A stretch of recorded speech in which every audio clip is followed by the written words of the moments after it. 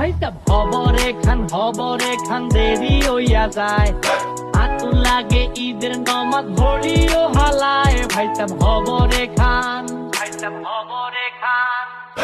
এক বছরে তুই আন খুশি আমরা মুসলমান, একখান হইল রমজানের ঈদ আর একটা কুরবান। ভাইটা আতিকুল্লাহ খান। Assalamu alaikum everyone, this is Sumaya Bithi. Welcome to my new vlog after a long time. আমি শর্ট ব্রেকে ছিলাম যদিও, তারপর ভাবলাম যে why not স্টার্ট করা যাক, অনেক দিন হয়ে গেছে। তো ব্লগটা শুরু করতে চাইছিলাম শপিং ব্লগ দিয়ে, বাট আনফর্চুনেটলি আমি কোনো ক্লিপই নেই আর মাঝখান দিয়ে অনেক ইস্যু হয়েছে, অনেক ফোনেও ইস্যু হয়েছিল। যাই হোক, তো এটা হচ্ছে চাঁদ রাতের প্রিপারেশন থেকে আমরা বাসার সবাই মিলে এখানে কাজ করতেছিলাম, আর আব্বু এখানে আমাদেরকে কাজ শিখাই দিতেছিল যে এভাবে করতে হবে। আমার আম্মুগুলো নিয়ে মজা নিচ্ছিল যে আমরা নাকি কাজের লোক, আম্মুর কাজের লোক, সবাই আম্মুকে কাজ করে দিচ্ছি, এই কাজগুলো আমি বসে বসে করছি। ভাবা যায়, কিন্তু এই তো একটু হেল্প না করলে প্রবলেম। তো তারপর ভাবলাম যে কি করব, স্যালনে যাব। এখন আমার হাতে স্যালনে যাওয়ার টাইম নেই, টাইম ছাড়াও মনও চাইতেছে না, কি করব। ভাবলাম আচ্ছা বাসায় তাহলে কিছু একটা করি। তারপর হচ্ছে বাসার মধ্যে অলরেডি আমার কাছে কয়েকটা হেয়ার স্পা ছিল, আমি অলরেডি অনেক দিন আগে এগুলো এনে রাখছি, একটাও ইউজ করি না। এত অলস হয়ে গেছি, মানে আগে থেকেই অলস এই ক্ষেত্রে, মানে নিজের স্কিন কেয়ার ক্ষেত্রেও অনেক বেশি অলস। তো এইখানে আমি আবার একটু এটাও দেখায় নিলাম যে কোনটা ইউজ করতেছি, বোটক্স ক্যারাটিন মাস্ক একটা। আর মজার বিষয়টা হচ্ছে স্কিন কেয়ার করার জন্য আমি ওই দিন বাসায় ভাবতেছিলাম একটু টাইম নিয়েই করি, আর আমি আমার হেয়ার চপ করে ফেলেছি ওই দিন ইনস্ট্যান্ট। আই ডোন্ট নো আমার মাথায় কী ভূত চাপছে, আমার মনে হয়েছে চুলগুলো কেটে ফেলি। দেন আমি অনেকখানি চুল কেটে ফেলছি নিজেই, একদম সেলফ গ্রো করে ফেলবো। এবার কামব্যাক কে আটকায় দেখা যাক। সুন্দরভাবে একটু স্পাটা লাগে, একটু ওয়েট করলাম। তারপর হচ্ছে শাওয়ার টাওয়ার নেওয়ার পর এখানে আমি কিছু পিঠা আম্মু করতেছিল, তারপর আমি ভাবলাম আমি একটু হেল্প করি। তারপর এখানে কিছু পিঠা ভাজলাম, পিঠা ভাজার পর এখানে একটু খাইতেছিলাম আর একটু ভিডিও করতেছিলাম। আর পিঠা এনজয় করতে করতে আরও অনেক কিছু ভাবতেছিলাম আর কনভারসেশন করতেছিলাম আর একটা ফ্রেন্ডের সাথে। তারপর একটুখানি জুসও খেয়ে নিলাম, মানে বাসায় থাকলে সারাক্ষণ আমি কিছু না কিছু খাইতে থাকি। তারপর এখন চলে আসছে স্কিন কেয়ারের পালা। এখন আমার খুব বেশি ইচ্ছে করতেছিল না কোনো স্কিন কেয়ার করার জন্য। তারপর ভাবলাম যে অনেক দিন হয়েছে কোনো স্কিন কেয়ার করি না, একটুখানি স্কিন কেয়ার করা উচিত আমার। হচ্ছে জাস্ট আড়ংয়ের ফেস প্যাক ছিল, ওটার সাথে কফি মিক্স করে আমি জাস্ট অ্যাপ্লাই করছিলাম, যদিও এটা আহামরি ফেসে কোনো ইফেক্ট পড়ে নাই।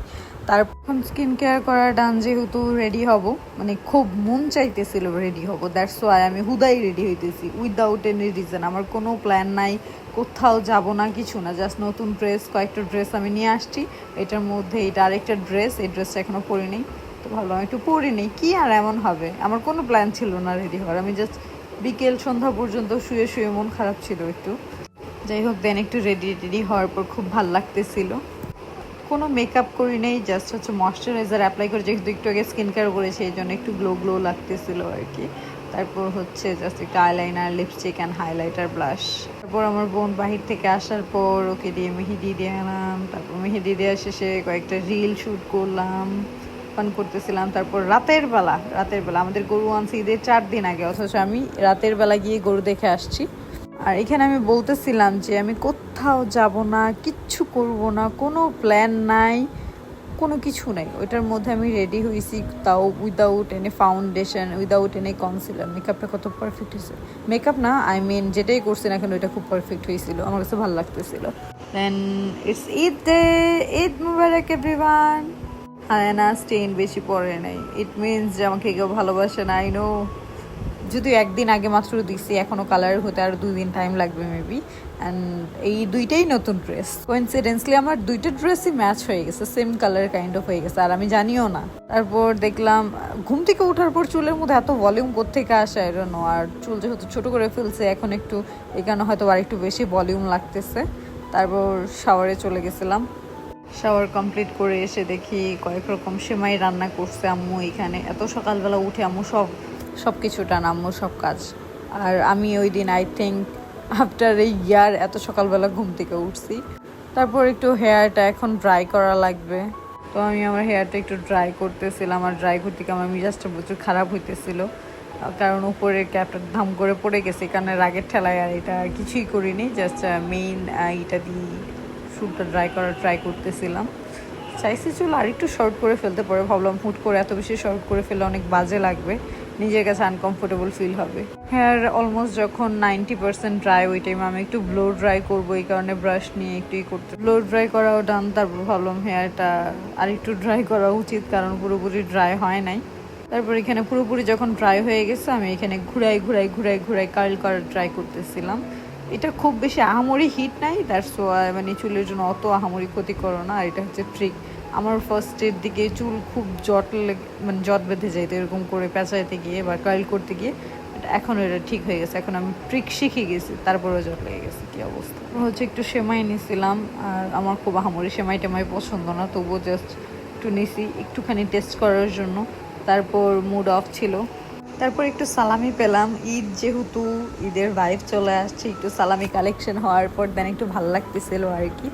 তারপর একটু রেডি হয়ে গেলাম, রেডি হয়ে একটু রং ঢং একটু পিকচার ক্লিক করলাম, কারণ ঈদ ডে মানে তো একটু এরকম না করলে আর কী করবো, বাসার মধ্যে সারাদিন তো শুয়ে বসেই থাকবো। আর এখানে একটি কিউট নোজ রিং পরছিলাম আমি। আব্বু নামাজ পড়ে আসার পর আব্বুকে সুন্দরভাবে সালাম করতে চলে গেলাম, অ্যাকচুয়ালি সালামির জন্য। আর এটা ছাড়াও এমনিতে তো সারা বছর কোনো হয় না, মানে সালাম করা হয় না, এই কারণে সুন্দরভাবে গিয়ে একটু সালামি কালেকশন করে নিলাম আমি, আমার বোন সহ। তারপর আমরা সালাম করা শেষে সালামিটা কালেক্ট করে আমার বোন এসে এখন আমাকে ধরবে। আই ওয়াজ রিয়েলি হ্যাপি যে আব্বু সুন্দর একটা কচকচা নোট দিছে। যদি কোরবানি ঈদে বলে যে সালামি দেয় না, আর আমার বোন এখন আমার থেকে সালামি চাইতেছে। এখন সালাম করবে, সালাম করার পর লিটারালি জোর করে আমার থেকে সালামি নিয়ে যাচ্ছে। ওর জন্য সুন্দরভাবে কিছু নোট আমি রাখছিলাম, যদিও নোটগুলো আমি খুঁজে পাচ্ছি না, তারপর অন্য জায়গা থেকে এটা বের করে দিছি। 500 টাকা সালামি দিতে হয়, মানে যতটুকু না সালামি পাই তার চাইতে বেশি এখন সালামি দিতে হয় আমার। কি একটা সিচুয়েশন। আর she was really happy after collecting her salami. তারপর বলতেছিল যে সালামি পাইছে, যে টাকা এই টাকা দিয়ে ঘুরতে যাবে, কোথায় কি করবে।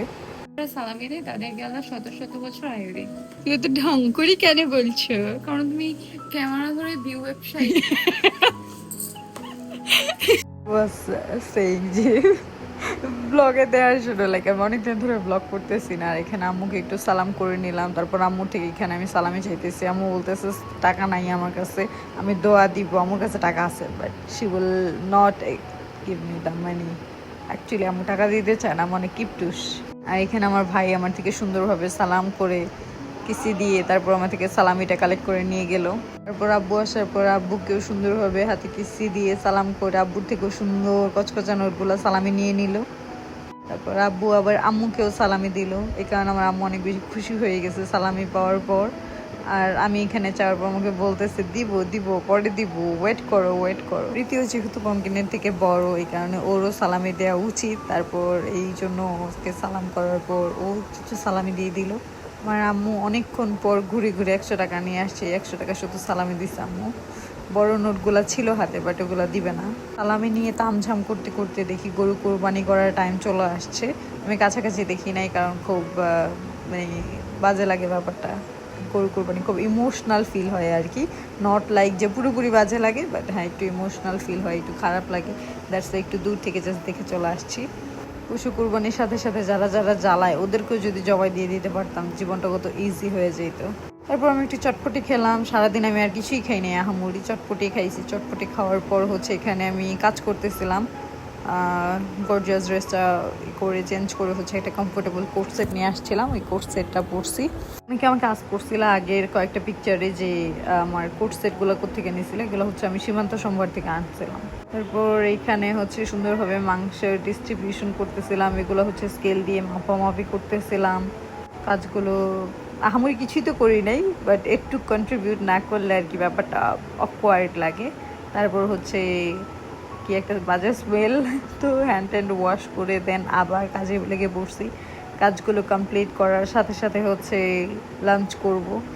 লাঞ্চ অলরেডি রেডি, যাচ্ছে সার্ভ করে নিব। তারপর এখানে সুন্দরভাবে একটু খিচুড়ি আর বিফ, এটা হচ্ছে লাঞ্চ করলাম।